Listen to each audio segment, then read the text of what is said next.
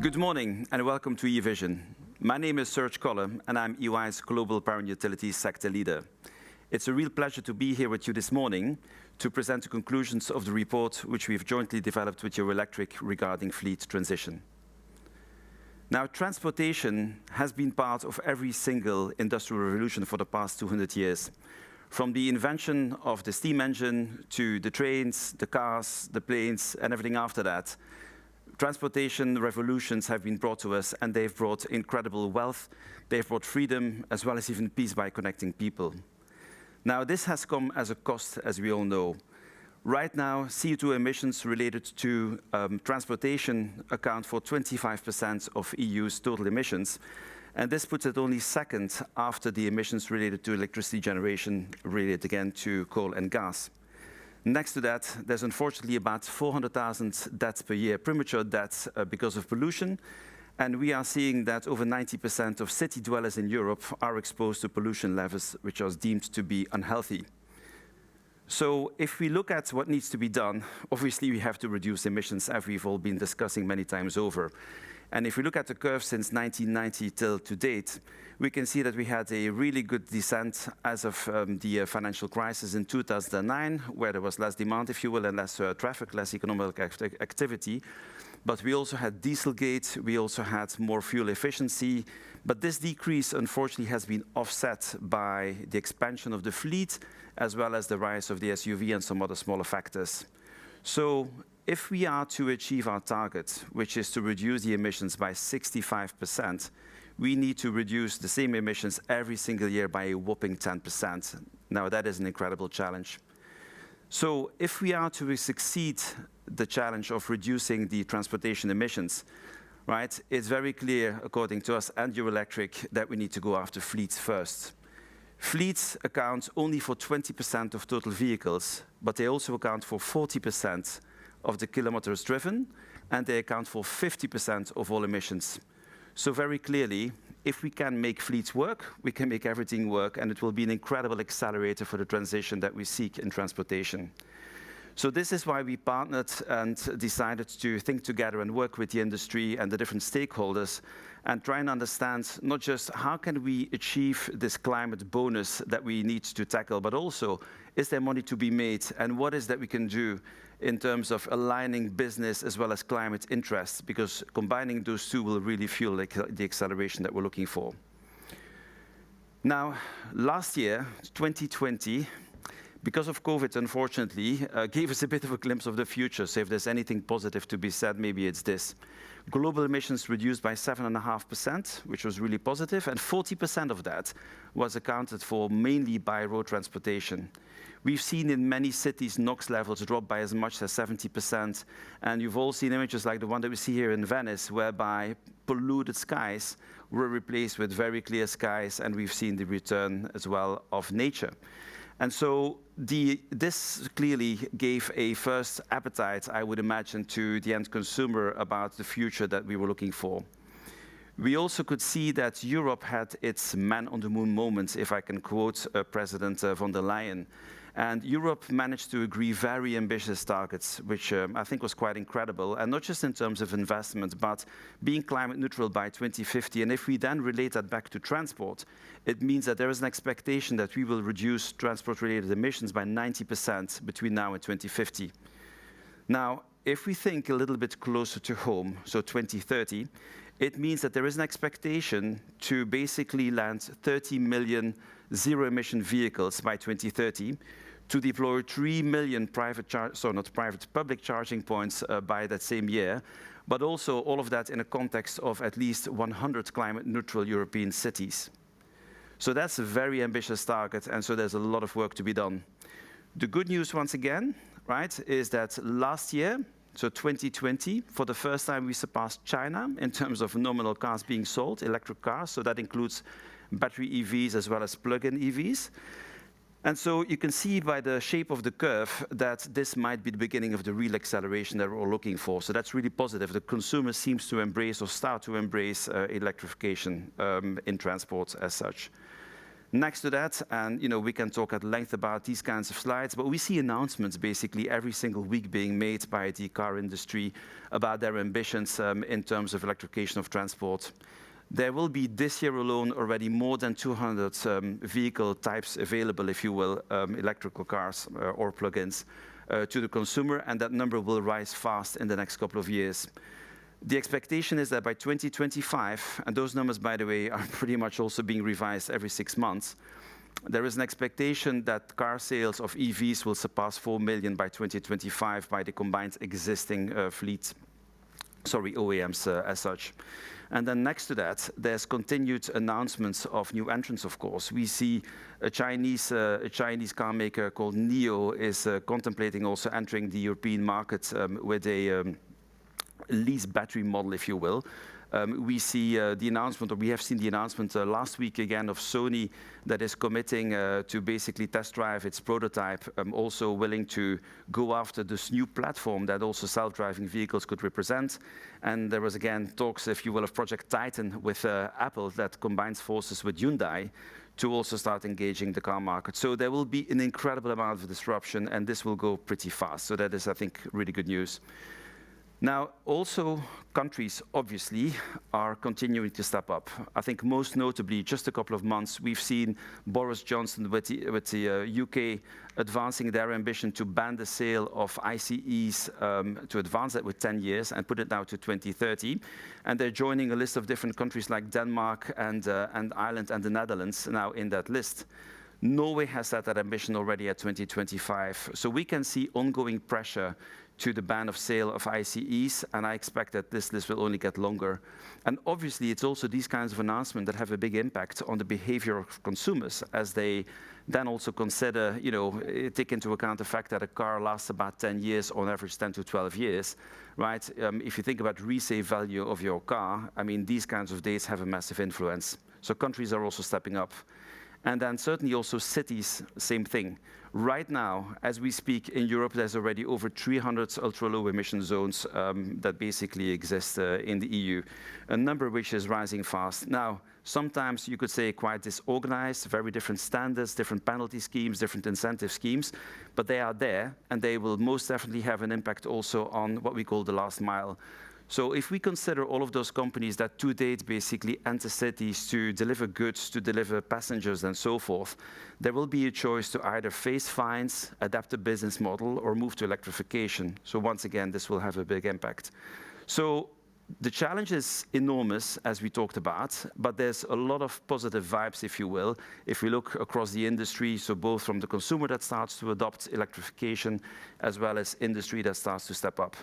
Now, unfortunately, we need to look at the numbers as well.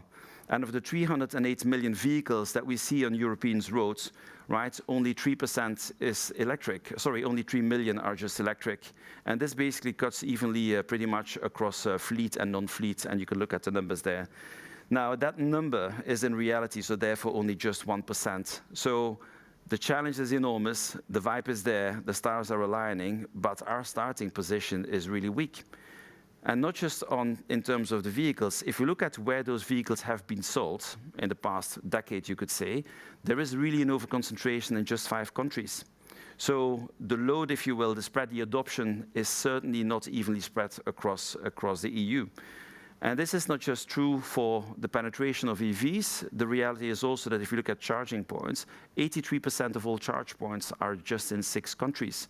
And it's not just the biggest countries, it's also countries, and they've done a really good job. It's countries also like Netherlands and Norway, for instance, that are in that list.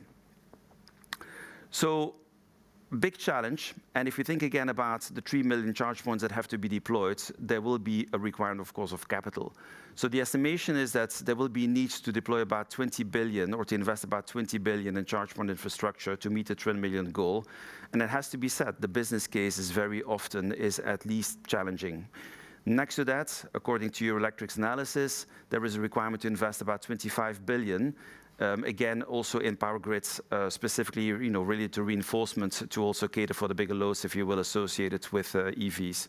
So all of that makes for a very challenging context. And I do want to come back to what I was talking about at the start.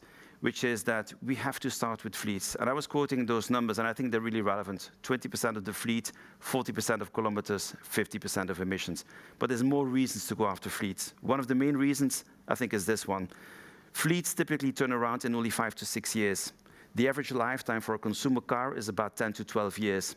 So we have the opportunity between now and 2030 to, in theory, turn around the entire fleet 2 times. So there's 2 cycles ahead of us still.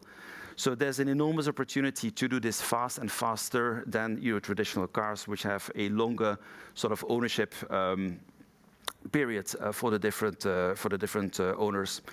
Next to that, because this is not just the end of it, there's also typically better business case because fleet vehicles do more miles, more kilometers, and therefore, if you look at the lower cost of ownership associated with electrical driving, they will benefit more from this. I've been talking about the low emission zones, again, an example of regulation that will also drive and force the different providers to potentially switch faster. And then, of course, next to that, there's also operational feasibility. Fleets very often have more predictable roads, and therefore, there is an opportunity also to better plan and to better cater for the needs, if you will, of the new electrical fleets, I'll call them like that, in the future.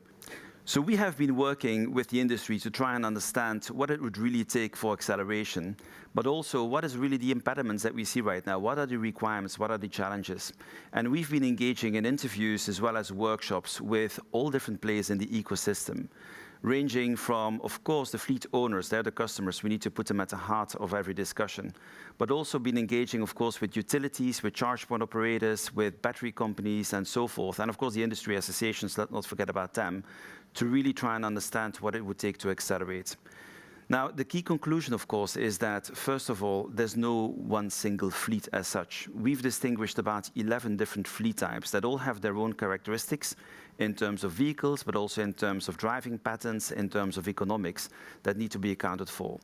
And they go from the very easy to understand and very, I would say, addressable company cars to perhaps the other extreme right now, which is still long-haul transportation, which faces its own challenges, of course, in terms of range, as well as in terms of vehicle types.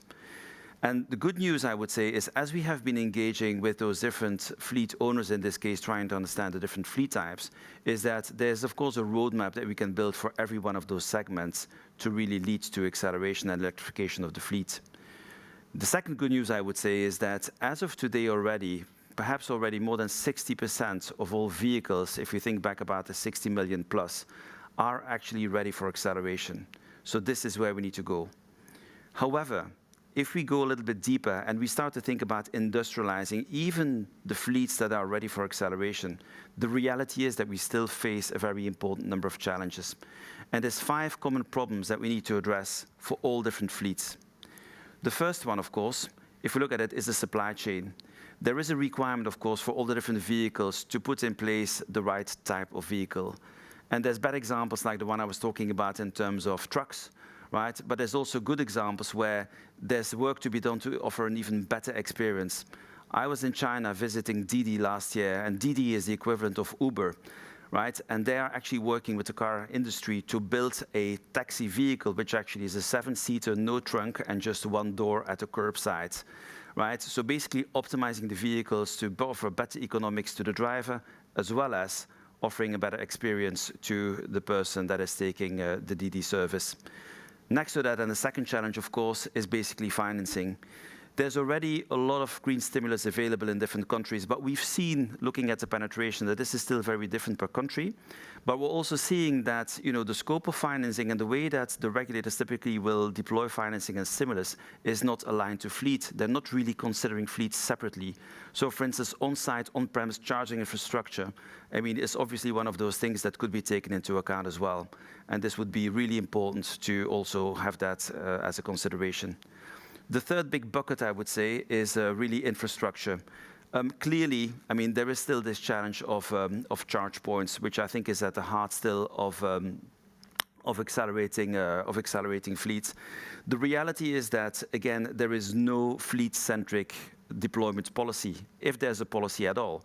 Very much, if you look at public charging points, either it's a private initiative, and it could happen haphazard because there's licensing available at a certain point where there's high traffic density, but it's not necessarily related, if you will, to fleet requirements or big fleets that are around in the country. The next one after that, very clearly, is what we call the digital interface. So we need to ask ourselves, again, putting the driver at the center, are we in a position to offer a seamless experience as people basically drive around and they go to different charging points to optimize the load of the vehicle as such? So there's a lot of work to be done. And there's good examples there. For instance, EDP is working right now on a specific lease platform whereby they can optimize a lot of the challenges, if you will, that the lease driver would encounter. But there's still so much work to be done. And right now, fairly speaking, if you try and go from one place to the other and you move around in a quite broad infrastructure, I mean, it's challenging to offer that really good experience across different charging infrastructures. And then the last one, of course, that needs to be addressed is regulation.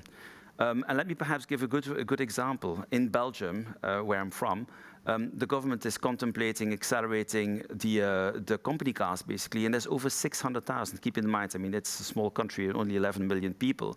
But this would be with the right incentives in place, right? And it could be the stick and the carrot. I mean, we could really turn around with the right incentive, fleet focus, we can turn around things very quickly. So those are the 5 things that really need to be addressed across the board for every single fleet type. And if you think about it fundamentally, right, in that entire ecosystem, it's all about putting the fleet customer at the center, both in terms of policy, but also, of course, in terms of commercial proposition. The good news is that there's a broad ecosystem arising. The bad news is that it's very complex. And we try to sort of depict with a lot of colors, so just you can try and read it, but just mind the colors, I would say. It's actually quite complex, right? If you start to think about putting infrastructure in place, to then deploying the fleet, putting the charge points there, on site, basically at the side of the customer and so forth, I mean, is a very complex thing, specifically to try and do this at industrial scale with economics working. So we need to do this in partnerships. There needs to be collaboration of this broader ecosystem. Otherwise, there's no way, and this is an overwhelming comment that we've received from so many fleet owners, is that they need those partnerships to work in order for that challenge to be addressed. Now, the good news, of course, is that there's money to be made, and not just a little bit of money, it's an enormous amount of money. So I've been trying to estimate, if you will, some of those numbers. Right now, if you just think about, average turnaround times, in Europe, there's about 350 billion per year being spent on new vehicles, just for fleet only. Fuel costs, the current spend is over 200 billion as well. Right? Again, think about those bigger miles they're doing, right? I mean, there's an enormous amount of fuel being spent. I'm not even talking about servicing those cars. I'm not even talking about future services. And the number that you see there, so the over 100 billion, which is being spent, which we estimate again around e-mobility, is basically taking into account the penetration on the current scenario by 2030 of e-fleet, so to speak, but also including new services, for instance, like flexibility services that can also be offered on top of that. So there's not just a climate bonus, there's a lot of money to be made, and I would like to reiterate the fact that it is by combining business interests as well as climate interests that we will move to acceleration. And again, there's good news, if you will, and we tried and list some of the examples, but there's so many examples that I trust that will be addressed in the next couple of days here in eVision. But the industry is really trying to move forward at speed, if you will, to offer new products and services to different fleet owners. Companies from NLX to EDP to EDF and others are basically trying to take a stance and address those specific needs. So in conclusion, if we want to be accelerating fleets, and the business case is really there, and the momentum is also really there, right? It's very clear that we need to consider 3 things.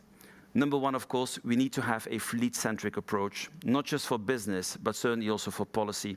And it's also when we do that, that those 2 forces will reinforce each other, and they will go after this very big market, and the business case will be there for the fleet owners, and we will see acceleration. But we can't do that if we also don't win over the customers. And let's also not forget about that. We've seen the pickup of EVs last year, right? And we can only hope for an acceleration. But ultimately, there's also a real person driving that vehicle. And we can't just make this an economical debate. There also has to be a better user experience altogether. So we need to consider in everything we do how we can optimize the experience of the end consumer, therefore winning them over. And then finally, of course, looking at the complexity, looking at the enormity of the challenge, 10% reduction per year, every single year in CO2 emissions for the next 10 years. It's just incredible. We can only do this if we build out those partnerships. So with that, I only would like to express, I would say, the impression that I had having done all of those interviews, where there was actually an enormous amount of enthusiasm and positivism, if you will, from the people that we've been interviewing. But I would like to build on that, and hopefully we can see more of those really good examples in the next couple of days. Thank you very much.